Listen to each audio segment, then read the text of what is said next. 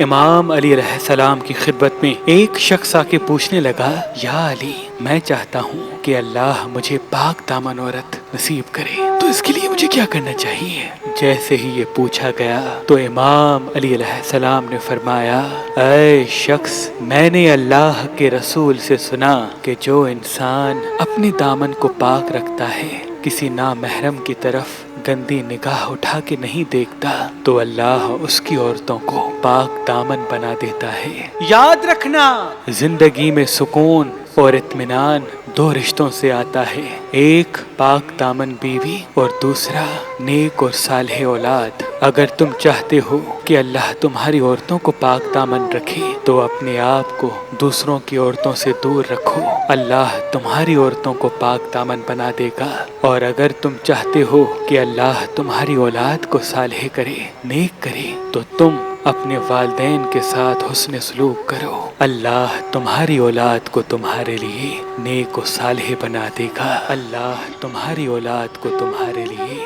نیک و صالح بنا دے گا۔ اللہ